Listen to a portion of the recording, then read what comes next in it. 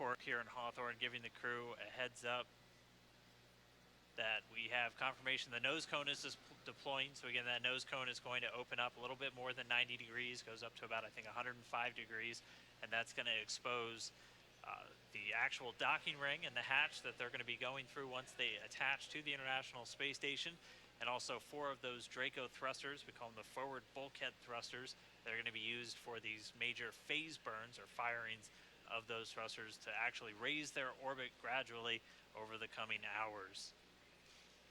Also heard good activation of the ECLSS, that's the Environmental Control and Life Support System. That's everything controlling their atmosphere, just keeping Dragon a nice, safe, habitable environment where they're going to be living for the next 19 hours until they arrive at the space station.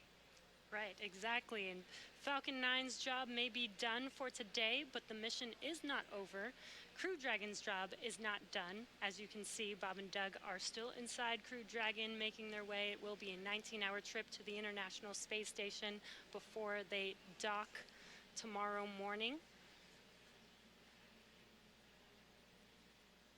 And such cool views. I love that we can get these live views here and see and watch what they're doing now that they are in orbit. Yeah, it's incredible to just be looking over their shoulder, to be along for the ride. And we're going to be with them, and we're going to be with all of you the entire way for their journey to the space station. We're going to be covering live throughout. Bob and Doug will obviously have a sleep period where they'll get about 8 hours of sleep a little bit later today before they wake up for all of their final approach. One of the major things we are looking forward to in the next couple of hours is going to be their first turn at the controls. So they're actually going to be using those touchscreen displays to take control and manually pilot Dragon. We'll walk you through what that's going to look like, and assuming we have some good ground station coverage, we'll be able to get views from right inside Dragon, looking over their shoulder as they manipulate the controls at the display.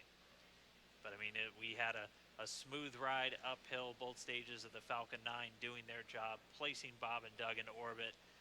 I mean, this is a day, this is a historical day. This is us kicking off that new era of space flight that we've all been talking about and longing for since the Space Shuttle program came to an end in 2011. Yes. And the weather cooperated. Yes, second time's a charm. That's right. All right, so day for the history books. As you can see, we have lost some live signal there, but the mission still continues, and we're going to send it over to KSC to continue broadcasting live with you guys. Yeah, Jesse and Dan, we are just in awe